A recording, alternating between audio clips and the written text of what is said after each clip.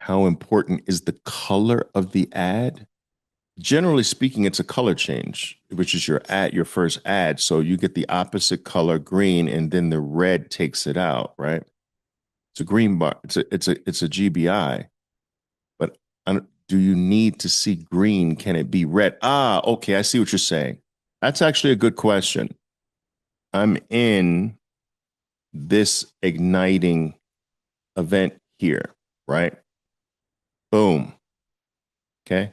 Maximum loss per trade is up here somewhere. I'm in for 2 lots. I get a little follow through here, and then I get a green bar here. When I get that green bar, I know my ad is right under that green bar if it breaks. So I know this in advance, and boom, I'm adding right there. That's your mandatory first color change event. We call it a GBI, a green bar ignored. That should be understood by you. What's being asked is, does it always have to be green? Now, this is now going to the next level of expertise with this. And the next level just requires a pause. Not, it could, that this is a pause. This is an interrupt in the flow of red. It's a pause. But that pause could be in the form of just a little tiny bar like this. That's not. So little small bars can also, at the next level of expertise, can be used as adding points to little bars of any color. Let me see if I can find some examples of this.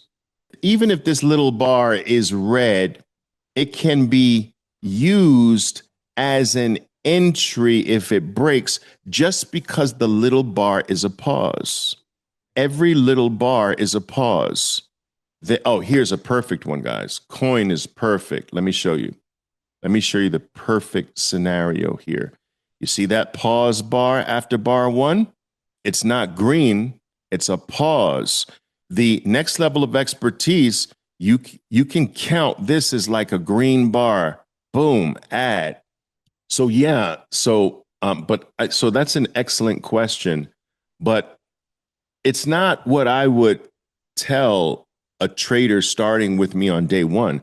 I need them to get the color change right. Then I can, once they get the actual color change right, I can then take them to the more nuanced. Well, it doesn't always have to be green. It can be little red, because this is the real green color change here, right? This is your more nuanced change. Pause right there. Then I would take them on the hidden color changes. Some of you guys know about the hidden color changes where the color is hiding from you, right? Some of you take this actually too far, but here's a hidden color change on JP Morgan. I'll show you the hidden color change. So here's your topping tail bar or torpedo bar entry. This is a beautiful entry bar. Boom, stop. And then here's your hidden color change ad. Boom, right there. 1 lot. Why do we consider this a hidden green bar? Because this bar was green first. It moved up and it was green first. Then it dropped to remove the green, leaving behind a tail. But if you were in this trade, you would see it green. Do you understand this, guys? You would see it green first. And then the green would disappear. Boom! Once that green disappears, you would strike.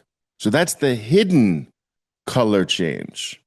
And then here is after you do this. So guys, take a look.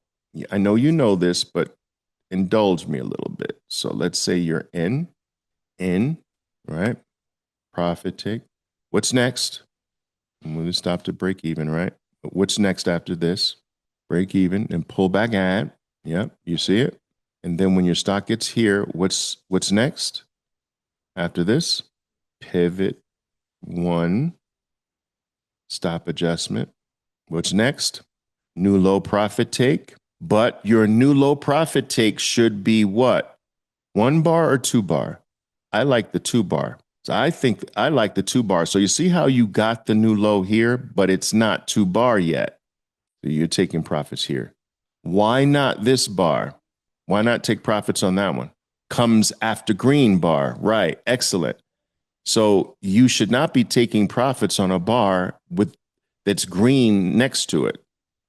So your profit bar should always be the second red or more. The second red or more. All right. You see how this is the second red in a row. 1, 2.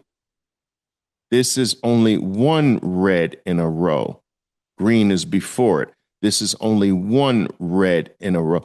Green is before it. So all of these things, when you put them together, they help you really explode in profitability, guys. A new low is a new low is a new low is a new low, Renato. It has nothing to do with color. Let's assume something here because I want to teach you something a little bit more advanced for adding.